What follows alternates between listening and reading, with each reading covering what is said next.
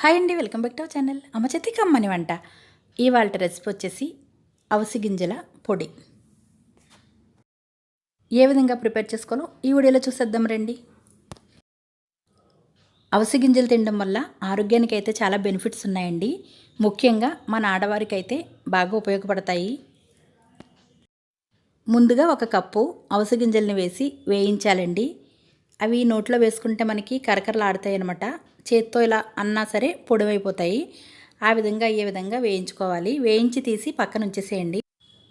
అదే ప్యాన్లో 3 table spoons ధనియాలు, ఫుల్ టేబుల్ స్పూన్స్ జీలకర్ర, 10 ఎండుమిరపకాయలు, ఒక 8 వెల్లుల్లి రేఖలు, 3 టేబుల్ స్పూన్స్ మినపప్పును వేసి వేయించండి.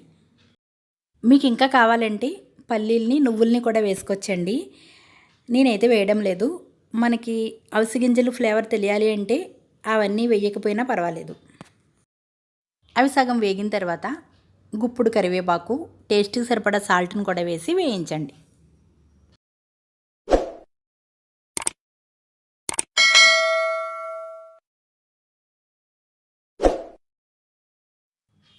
ఇవి బాగా చల్లారిన తర్వాత వీటిని మిక్సీ జార్లో వేసి మెత్తగా పొడిలాగా చేసుకోవాలి. అవిసె గింజలు తినడం వల్ల మన ఆరోగ్యానికి చాలా రకాలైతే బెనిఫిట్స్ ఉన్నాయండి. ముఖ్యంగా వెయిట్ లాస్ అవుతారు. ఎముకలను, కండరాలను బలంగా మారుస్తాయి. జుట్టుకు కూడా బాగా ఉపయోగపడతాయండి. అవిసె గింజల్ని చాలా రకాలుగా ఉపయోగించుకోవచ్చండి. మనం జుట్టుకి ఉపయోగించవచ్చు, ఈ విధంగా పొడిగా కూడా ప్రిపేర్ చేసుకోవచ్చు. అవిసె గింజలు మనకి డీమార్ట్లో డ్రై రోస్ట్ ఇవి దొరుకుతాయి అన్నమాట. వాటిని మనం ఊరికనే అలానే తినేయచ్చు, లేదంటే ఈ విధంగా కూడా పొడిగా చేసుకోవచ్చు.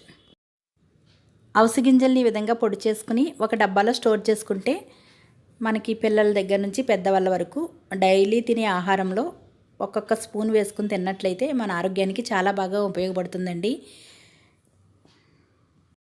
ఈ విధంగా ప్రిపేర్ చేసుకున్న పొడిని ఇడ్లీలో కారపొడిలాగా తినొచ్చండి.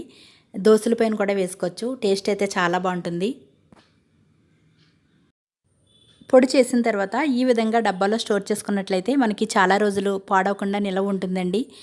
మనకి ఎప్పుడు కావాలంటే అప్పుడు వేసుకుని తినేయచ్చు అనమాట. ఈ వీడియో కనుక మీకు నచ్చినట్లయితే లైక్ చేసి మీ ఫ్రెండ్స్కి షేర్ చేయండి. Thanks for watching.